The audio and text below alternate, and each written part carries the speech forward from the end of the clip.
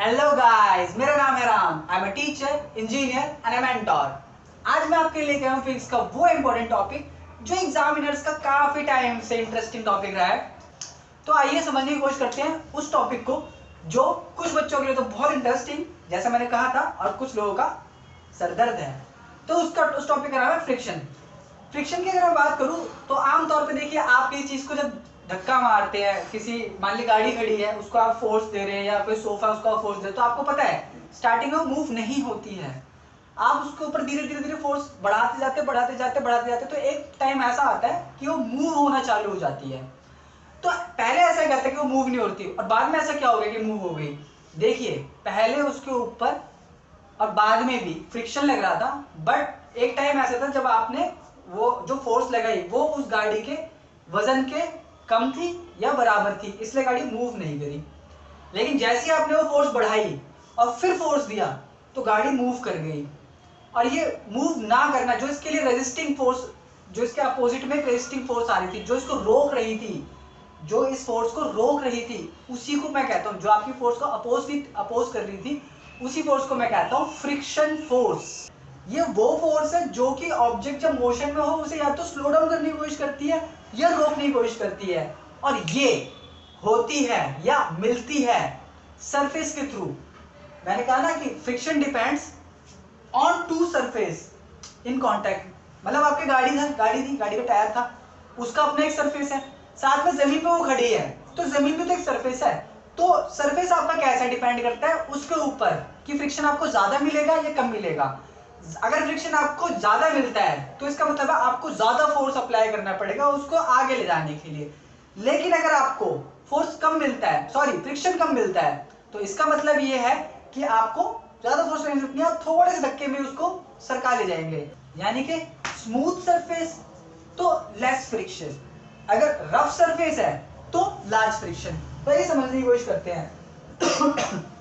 अगर मान लीजिए आपका सरफेस जो है वो स्मूथ है, जैसे कि मैं बात करूं, आपने फर्श के ऊपर तेल गिरा दिया, या फिर आप बर्फ के ऊपर चल रहे हैं, या फिर आपने केले का छिलका फेंक दिया, तो होता क्या है, आपके जैसे पैर पड़ता है आप फिसले गिर जाते हैं। जैसे आपका आइस पर पैर पड़ता है फिसले गिर जाते हैं। ऑयल पे सेम कंडीशन, नो चेंज। तो इसी को मैं कहता हूं कि आपका स्मूथ सरफेस है, और वहां स्मूथ सरफेस पे होती है लेस फ्रिक्शन, कम फ्रिक्शन होती है। और कम फ्रिक्शन है मतलब आप गिरेंगे ही गिरेंगे। ठीक है, दूसरी बात करते हैं। अगर रफ सरफेस है, खुरदुरा सरफेस है, ऊपर खाबड़ सरफेस है, तब क्या होगा, ज्यादा फ्रिक्शन मिलेगी। ज्यादा फ्रिक्शन मिलने का मतलब है कि अपोजिट फोर्स भी ज्यादा मिलेगी। जैसे कि आपका नॉर्मल सॉइल पे आप चलते हैं, नॉर्मल सॉइल पे आप चलते हैं, जमीन पे, वुड पे, मतलब आपका आपने देखा होगा टेबल है होता है वुड का, उसको आप चल के देखिए।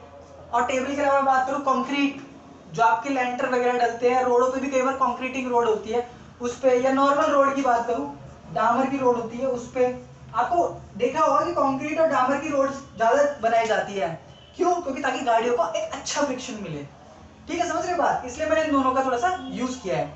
तो अब आप देखिए, मैं आपको एक चीज बताता हूं कि फ्रिक्शन के अगर मैं एग्जांपल की बात करूं तो आपको फ्रिक्शन एग्जांपल हर जगह देखने को मिलते हैं। हर जगह मतलब हर जगह।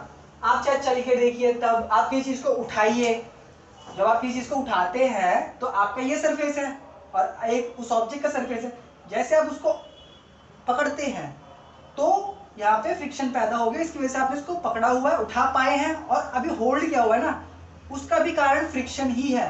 अगर इसी जगह पे क्या होता, तेल लगा हुआ होता, मैं ऑयलिंग कर देता, इस जगह पे ऑयल करती, या फिर ये बर्फ का होता, तो डेफिनेटली ऐसे निकल जाता हाथ से। कैसे निकल जाता? हाथ पकड़े पकड़े ऐसे निकल जाता। समझ रहे हैं आप बात को? तो यही है फ्रिक्शन, यही चीज है। तो आइए अब मैं आपको कोशिश करता हूँ समझाने की फ्रिक्शन होती कितनी तरह की है। टाइप्स ऑफ फ्रिक्शन, वैसे तो दो टाइप के फ्रिक्शन होते हैं, स्टैटिक और काइनेटिक। तो आइए देखते हैं types of friction. Types of friction, अगर मैं टाइप ऑफ फ्रिक्शन की बात करूँ, दो तरह के फ्रिक्शन होते हैं, स्टैटिक और काइनेटिक। यहाँ पे भी मैं स्टैटिक समझाने की बात करता हूँ। स्टैटिक फ्रिक्शन की अगर मैं बात करूँ तो मान लीजिए आपके पास एक सोफा है और वो इतना भारी है, इतना ज्यादा मास है उसका, कि आप उसको फोर्स दे रहे हो कि यार उसको ना उस दीवार के पास लगा देता हूँ, ये सोच के आप उसको फोर्स दे रहे हो, सरकाने की कोशिश कर रहे हो, लेकिन आपने बहुत फोर्स दिया और दिया और दिया, पर वो हिल ही नहीं रहा है। अब क्या हुआ कि आपने और कोशिश करी और बढ़ाया, दम लगाया, अब क्या है कि धीरे धीरे धीरे धीरे वो हिलना शुरू हुआ। और जब हिल गया तो चलना शुरू हो गया, उसको आप मूव कर पाए। तो इस सिनेरियो में हुआ क्या? इस सिनेरियो में ये हुआ, सोफे का कुछ मास था, आपने क्या किया, उस सोफे को पुश किया। पुश करने पे जब तक उस सोफे के बराबर जितना उसका मास है उतना ही आप पुश देते रहे, उतना ही फोर्स उसको देते रहे या उससे कम देते रहे, तब तक वो आप उसको हिला नहीं पाए हो। बस यही हो जाती, वो हिला नहीं वहां से। लेकिन जैसे ही आपने उसको पुश दिया सही से, उस सोफे के वजन से ज्यादा आपने उसमें फोर्स अप्लाई कर दी, तो उस फोर्स अप्लाई करने के बाद वो सोफा आप सरका पाए, आप you are able to slide that sofa. ठीक है, तो यही रीजन था कि वो पहले हिल नहीं रहा था क्योंकि आपकी फोर्स जो थी वो कम थी, और जब आपकी फोर्स उसके वजन से या फिर मैं बोलूं उसके मास से ज्यादा हुई तो वैसे ही वो सोफा आप मूव कर पाए, वो सोफा मोशन में आ गया। अच्छा, उस सोफे को रोक कौन रहा था? उस सोफे को रोक रहा था वो जमीन का सरफेस जहां पे वो रखा हुआ था, तो वही रोक रहा था उसको आगे बढ़ने से। ठीक है, तो वहां पे उसको एक अपोजिट फ्रिक्शन मिल रही थी उस सरफेस के थ्रू। तो आइए देखते हैं इसको। जो ये स्टैटिक फ्रिक्शन होता है इसको मैं सेल्फ एडजस्टिंग फ्रिक्शन भी कहता हूं इसी वजह से। It is the force of a friction on an object that is not moving, जो मूव नहीं कर रहा है पर उस पर फोर्स आप अप्लाई कर रहे हो। The force you apply on an object, एक ऑब्जेक्ट पे आप फोर्स अप्लाई कर रहे हैं, is balanced by the friction force. और वो फ्रिक्शन फोर्स के थ्रू जो आपके सरफेस से जो आपको अपोजिट फोर्स मिल रही है, उस फ्रिक्शन फोर्स के थ्रू उसको वो करने से रोक रहा है और आप कर नहीं पा रहे हो, उसको मोशन में नहीं ला पा रहे हो। By other different surface that is force occur in opposite direction, जो मैंने बताया वही वाली बात। तो स्टैटिक फ्रिक्शन वो फ्रिक्शन है जो कि ऑब्जेक्ट रुका हुआ है लेकिन आप उसको पुश कर रहे हो, अभी वो मोशन में नहीं आया है, लेकिन अगर आपने फोर्स बढ़ाया तो मोशन में आ जाएगा। तो उस टाइम पे जो फ्रिक्शन लग रही है उस ऑब्जेक्ट के ऊपर एक सरफेस के द्वारा, तो उस फोर्स को मैं बोलता हूं static friction force. Kinetic friction, अब काइनेटिक फ्रिक्शन जो है वो दो तरीके के होते हैं, एक तो होता है स्लाइडिंग फ्रिक्शन, एक होता है रोलिंग फ्रिक्शन। एक होता है स्लाइडिंग फ्रिक्शन और एक होता है रोलिंग फ्रिक्शन। बात को थोड़े समझ गए होंगे। देखिए, स्लाइडिंग फ्रिक्शन वो फ्रिक्शन होता है जब कोई बॉडी एक सरफेस के ऊपर, कोई बॉडी का अपना एक सरफेस है और वो बॉडी किसी और सरफेस के ऊपर स्लाइड कर रही है, रगड़ते हुए जा रही है, स्लाइड कर रही है।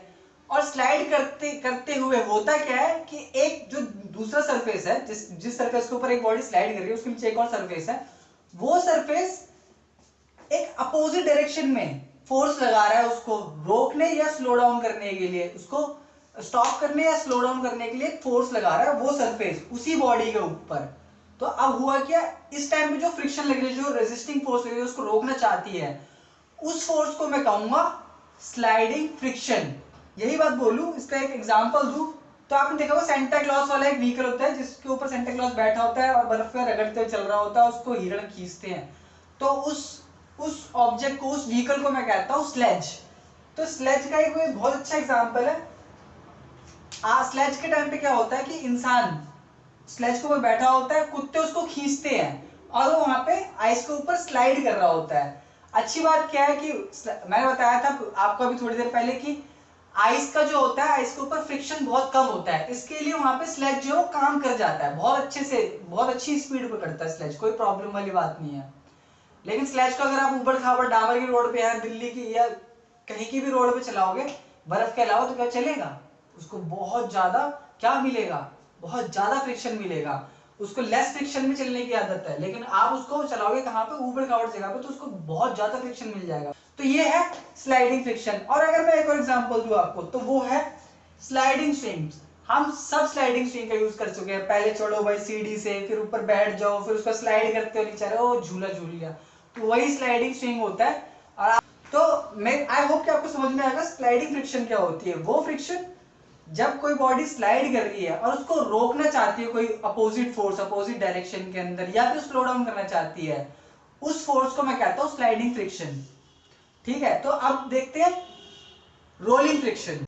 रोलिंग फ्रिक्शन, अब मैं अगर रोलिंग फ्रिक्शन की बात करूं तो रोलिंग फ्रिक्शन वो फ्रिक्शन है जब कोई बॉडी, इनफैक्ट गोल body, round body, like ball हो गई आपकी, आपका कोई रिंग हो गई, या फिर अगर मैं बोलूं आपको कोई व्हील टायर हो गया, या फिर इसी को ले लो, ये मार्कर हो गया। जब ये रोल करते हैं, ये सब ऐसे रोल करते हैं, स्लाइड एक सरफेस के ऊपर ये लोग रोल करते हैं, तो जब ये रोल करते हैं सरफेस के ऊपर, तो सरफेस इनके ऊपर एक अपोजिट डायरेक्शन के अंदर एक फोर्स अप्लाई करती है, उसको क्या कहते हैं, फ्रिक्शन फोर्स, जो इनको स्लो डाउन करना चाहती है या फिर इनको रोकना चाहती है। वो फोर्स जो दूसरा सरफेस एक रोलिंग बॉडी के ऊपर लगाता है रोल करते वक्त, मोशन में, रोलिंग मोशन में रोल करते वक्त, जो उसको स्लो डाउन करना चाहता है या फिर रोकना चाहता है, और फोर्स कहां से आ रही है, दूसरे सरफेस से आ रही है, ठीक है, वो होती है रोलिंग फ्रिक्शन। रोलिंग फ्रिक्शन का बस इतना सा काम है। रोलिंग फ्रिक्शन में एक और चीज है कि अगर मैं रफ की बात करूं, रफ सरफेस की बात करूं या स्मूथ सरफेस की बात करूं, तो यहाँ पे क्या होता है, अगर कोई ऊबड़ खाबड़ जगह है जहां पे आप स्लाइड नहीं कर पा रहे, आपको बहुत दिक्कत आ रही है स्लाइड करने में, वहां पे आप उसी जगह के नीचे रोलर्स लगा दो, यानी कि कुछ व्हील टाइप लगा दो। अब now the scenario is completely changed. You can able to push the object very easily और pull the object very easily. मतलब अब यहाँ पे आप बहुत आराम से फोर्स करेंगे। अगर आपने जिस ऑब्जेक्ट को स्लाइड करवाने बहुत मुश्किल हो रही थी, बहुत मुश्किल से आप थोड़ा सा भी घसीट पा रहे थे, अब उस जगह पे, उस रफ सरफेस पे क्या करो, उस पे व्हील लगा दो। क्या होता है, स्लाइड फ्रिक्शन जो है ना, वो बहुत ज्यादा फ्रिक्शन प्रोवाइड करता है, लेकिन जो रोलिंग फ्रिक्शन है ना, वो करता है उसके मुकाबले बहुत कम फ्रिक्शन प्रोवाइड। फ्रिक्शन तो होती है वहां पे, लेकिन कम फ्रिक्शन होती है। तो अब यहाँ पे क्या होगा, यहाँ पे आप फोर्स लगाओगे, स्लाइडिंग के मुकाबले थोड़े ही फोर्स लगाओगे और वो चलना शुरू कर देगा।